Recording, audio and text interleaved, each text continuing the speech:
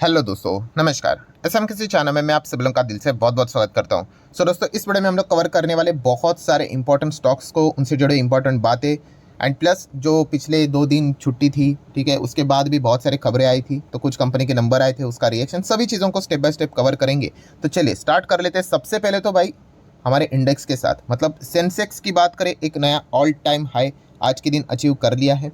ठीक है, सेंसेक्स को तो पुराने लोग ज़्यादा फॉलो यहाँ पे करते हैं, खास करके जो अभी यंग जनरेशन है वो निफ्टी को ही ज़्यादा फोकस में रखती है। तो निफ्टी 50 की बात करें, डबल सेंचुरी लगा दी है। ठीक है, 22,000 के ऊपर बाजार हम लोग को क्लोज भी होते हुए देखने को मिला है। ये मतलब और क्या चाहिए, एकदम कमाल की खबर। एंड 22,000 के ऊपर मतलब अगर मैं नए हाई की बात करूँ, 22,115.55, ये नया हाई अचीव कर लिया है। ठीक है, मतलब जो बोलते हैं ना कि जब बाजार में तेज़ी आती है ना दोस्तों, आपको समझ भी नहीं आएगा कि मतलब कितनी ज़बरदस्त तेज़ी आती है।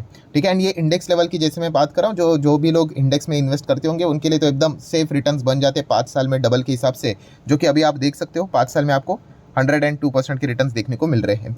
ठीक है, तो समहाउ वो चीज़ें बैलेंस आउट यहाँ पे हो ही जाती है। आई नो अभी बहुत सारी, अगर आपके दिमाग में अभी बहुत ध्यान से सुनना मैं क्या बोल रहा हूँ, अगर आपके दिमाग में ये सवाल अभी आ रहा है, सर क्या फ़ायदा, मार्केट ऑल टाइम हाई लगा रहा है, हमारा पोर्टफोलियो तो डाउन है, तो अगर आपको ये सवाल सता रहा है, मतलब आप बाजार में डेफिनेटली 110% लिख कर बोल रहा हूँ, आप एक बिगनर हो। ठीक है, जो व्यक्ति बाजार में वेल एक्सपीरियंस हो चुका है, उसने बाजार में बहुत सारे दिन देख चुका है, वो इस प्रकार के सवाल कभी नहीं पूछता है।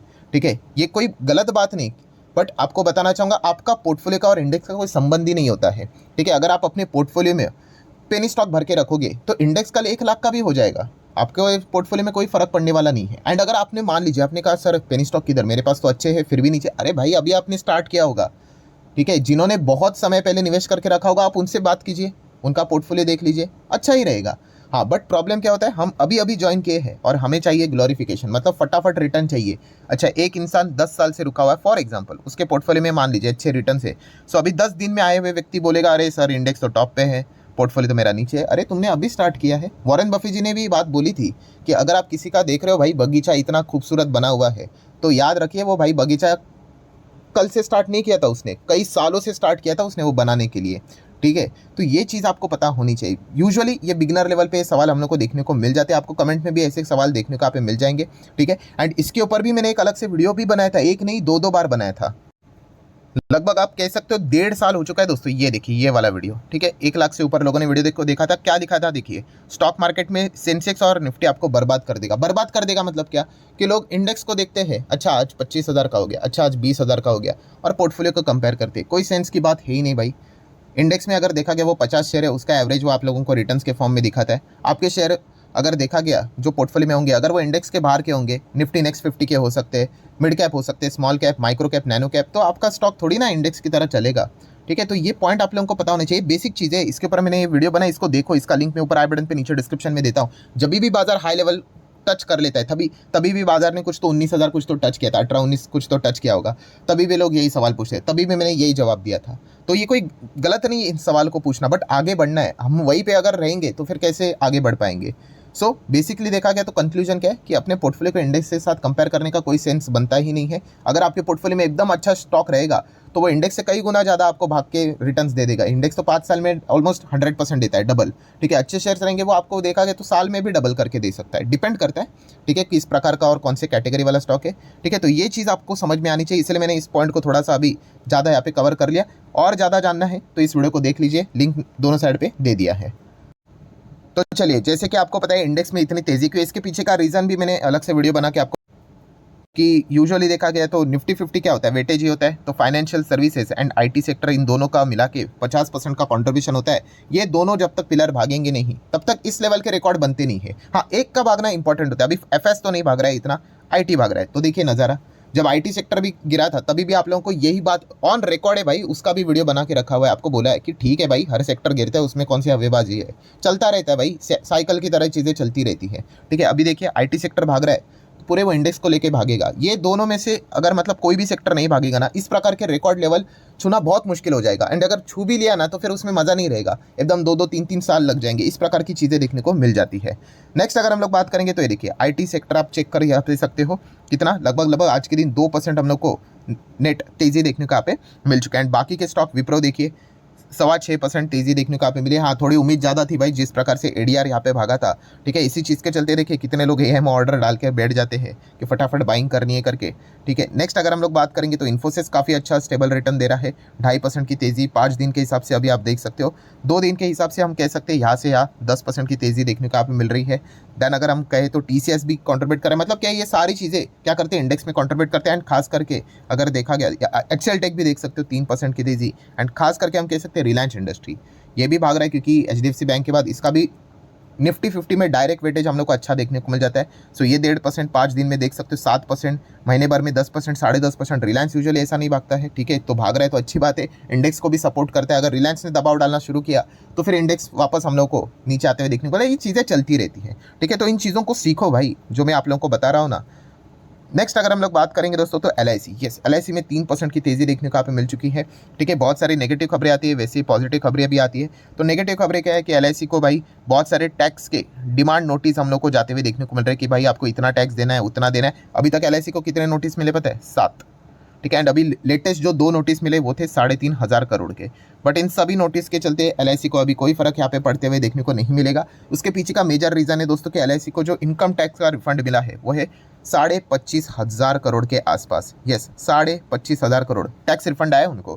तो अभी तो मतलब देखा गया तो अकाउंट्स के ऊपर इतना कुछ ज़्यादा फर्क नहीं, मतलब क्या रहेगा कि इतना टैक्स उन्होंने एक्स्ट्रा भरा था, ठीक है। उसके बाद फाइल करने के बाद रिफंड यहाँ पे आ जाता है, तो वो रिफंड इनको आते हुए देखने को यहाँ पे मिल चुका है। तो कल कुछ 19-20 भी हो गया, तो इसी 25,000 करोड़ में से ही सारी चीज़ें हम लोग को सेटल डाउन होते हुए देखने को मिल सकते हैं। बट फिर भी वो इतनी आसानी से तो ये चीज़ें करेंगे नहीं, वो सारी चीज़ें हम लोग को लीगल बैटल ही यूजुअली देखने को यहाँ पे मिल जाती है।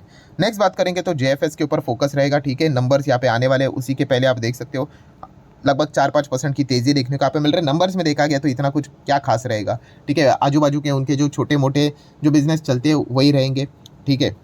बाकी अगर देखा गया तो मेजर तो कोर बिजनेस उनका तो स्टार्ट यहाँ पे हुआ नहीं है, मतलब जिस प्रकार से इनका पीई देखने को मिल जाता है वो नीचे आने के लिए रेवेन्यू प्रॉफिट बढ़ना चाहिए, वो तो एक झटके में बढ़ेगा नहीं। तो एक जस्ट फॉर्मेलिटी हम लोग को होती हुई देखने को मिलेगी। बट फिर भी अगर नंबर आ जाते तो हम लोग इसको आ जाते, मतलब आएंगे ही, ज़रूर आएंगे। तो उसको अगर कुछ अगर खास रहेगा तो डिटेल में भी कवर करने की कोशिश जरूर करेंगे। कुछ नई चीज़ें सीखने लायक होगी तो भी हम लोग जरूर सीखेंगे। लास्ट टाइम के नंबर्स की बात करें तो जैसे मैंने आपको बताया था कि इतनी ज़बरदस्त कैसे आए, अरे भाई डिविडेंड था, ठीक है। डिविडेंड इनकम जो इनको यहाँ पे मिलता है, इस चीज़ के चलते नंबर अच्छे देखने को मिल रहे थे, ठीक है। इस चीज़ को भी हम लोग कवर करने की कोशिश जरूर करेंगे। नेक्स्ट अगर हम लोग बात करेंगे तो ट्राइडेंट कितना गिरा है भाई आज के दिन? 2%, ठीक है। ट्राइडेंट एंड अलोक इंडस्ट्री एक साथ भागते हुए देखने को मिले थे, अभी एक साथ गिरते हुए देखने को मिल रहे हैं, ठीक है। ट्राइडेंट की गिरावट में देखा गया तो इतना कोई ज़्यादा पैनिक नहीं होगा, बिकॉज हाँ कुछ तो बिजनेस है इनके पीछे। अलोक इंडस्ट्री की बात करें, हाँ यहाँ पे भी बिजनेस है बट वो प्रॉफिटेबल नहीं है। न्यूज़ बेस के ऊपर हम लोग को ज़्यादा अलोक भागते हुए देखने को मिला है। अभी न्यूज़ तो आपको पता ही है, इतना रिपीटेशन हो जाता है तो आपको समझ में चीज़ें यहाँ पे आ ही जाती हैं। नेक्स्ट अगर हम लोग यहाँ पे बात करेंगे दोस्तों तो यस, आज के दिन फोकस में एक और स्टॉक था जिसका नाम है एवेन्यू सुपरमार्ट डीमार्ट। तो डीमार्ट के नंबर देखने को मिलते, नंबर ओके टाइप के नंबर थे, ठीक है। एकदम स्पाइक ग्रोथ तो हम लोग एक्सपेक्ट नहीं कर सकते, बिकॉज एकदम रिटेल स्पेस का large cap company 2.5 lakh crore का मार्केट कैप इनका देखने को यहाँ पे मिल जाता है। सो बाजार को नंबर कैसे लगे? इनिशियल स्टेज पे मतलब देखा गया तो जबरदस्त बाइंग होते हुए देखने को मिला, आप देख सकते हैं काफी बड़ा गैप अप देखने को मिला, बट उसके बाद काफी लोगों ने अपना माल भी यहाँ पे बेचा है। सो नेट जो परफॉर्मेंस रहा है वो हम कह सकते हैं कि हरा निशान देखने को मिला, बट वो भी कोई एनर्जेटिक नहीं है। मतलब हम कह सकते हैं ना तो जबरदस्त ना तो एकदम खराब, ओके टाइप का ही मिक्स रिएक्शन हम लोग को डीमार्ट के नंबर में देखने को यहाँ पे मिल चुका है। सो हम कह सकते हैं कि डीमार्ट के नंबर जैसे हम लोग को इसके पहले भी देखने को मिले थे, उसके बाद जो इनका कंसोलिडेशन फेज हम लोग को जो लंबी अवधि तक देखने को यहाँ पे मिल रहा है वही हम लोग को शायद से आगे बढ़ते हुए देखने को मिलेगा, अनटिल एंड अनलेस कोई आउट ऑफ सिलेबस वाली कोई खबर आ जाए तो जाके शायद से तेजी यहाँ पे दिखा दे करके। सो एवरेज रिटर्न्स के हिसाब से 5 साल में डबल के हिसाब से अगर कोई इसको कंसिडर कर रहा है तो वो सही डायरेक्शन में यहाँ पे जा रहा है। अगर उससे ज़्यादा अगर आपको रिटर्न्स चाहिए तो फिर डीमार्ट शायद से मतलब इतने ज़्यादा ना रिटर्न्स दे पाए, फिर आपको छोटे कोई तो कंपनी पकड़नी पड़ेगी रिटेल स्पेस में। नेक्स्ट अगर हम लोग बात करेंगे दोस्तों, आखिरी स्टॉक है यहाँ पे Polycab India. Yes, Polycab India की बात करें तो काफ़ी ज़्यादा अभी ये चर्चे में फोकस में रहते हुए देखने को यहाँ पे मिल रहा है। रिटर्न्स तो इसने काफ़ी अच्छे यहाँ पे दिए हैं, आप देख सकते हो। इतना गिरावट के बावजूद भी साल भर में आप देख सकते हैं 56% के रिटर्न देखने को मिले, 5 साल में 550% के रिटर्न, मैक्सिमम रिटर्न भी कमाल के देखने को मिले। बट यस, सबसे ज़्यादा डिसअपॉइंटमेंट वाला पॉइंट कौन सा देखने को मिल रहा है? इवन दो ऑफिशियली वो खबर अभी भी सामने नहीं आई है। अब डिसअपॉइंट वाले एक ही चीज़ है कि ये एक ऐसी कंपनी, अगर मैं अपनी पर्सनल बात सामने रख दूँ कि हाँ ये बहुत बड़ा कंपनी बनने का दमखम रखता है, बहुत मतलब बहुत बड़ा, ठीक है, कि आगे लगातार ये बढ़ते रहेगा, इंडेक्स में भी आ सकता है, इतना इसमें पोटेंशियल है।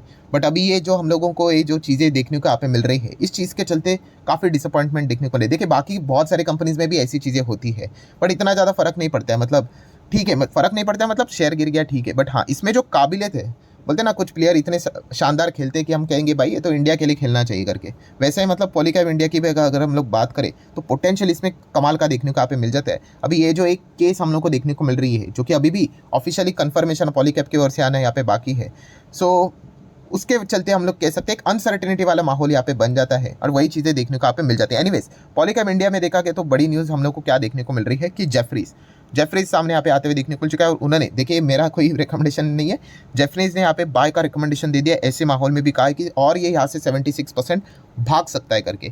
तो जैसे ही चीज़ें देखने को मिल गई जो जेफरीज के रिपोर्ट को फॉलो करते हैं, ठीक है, मैं इंडिविजुअल प्लेयर की बात नहीं कर रहा हूँ। आप कहोगे कि सर मैं फॉलो करता हूँ या फिर कोई और फॉलो करता है, आप, मैं बहुत बार बोल चुका, आपके और मेरे बाइंग से बेचने से कोई फर्क नहीं पड़ता है शेयर प्राइस के ऊपर। हाँ, ये बड़े प्लेयर्स के बाइंग सेलिंग से फर्क पड़ता है, जिसका ट्रेलर भी हम लोगों ने यहाँ पे देख लिया, ठीक है। एक बड़े यहाँ पे इंस्टीट्यूशंस ने बेच दिया 337 करोड़ का माल, तो देखिए ये फर्क पड़ गया, ठीक है। आप और हम बेचेंगे तो किसी को फर्क भी नहीं पड़ेगा, ठीक है। आप जब बड़ा माल बेचा जाता है या फिर बड़ा माल खरीदा जाता है तब जाके इस प्रकार के हम लोग को रिएक्शन देखने को मिल जाते हैं। मतलब जेफरीज के रिपोर्ट्स के चलते काफ़ी बड़े इंस्टीट्यूशंस ने भी, हम कह सकते हैं कि थोड़ी बहुत बाइंग यहाँ पे की, इसलिए स्टॉक ऐसे माहौल में भी हम लोग को 5% भागते हुए देखने को यहाँ पे मिल चुका है। सो देख लेते हैं आगे क्या होगा करके।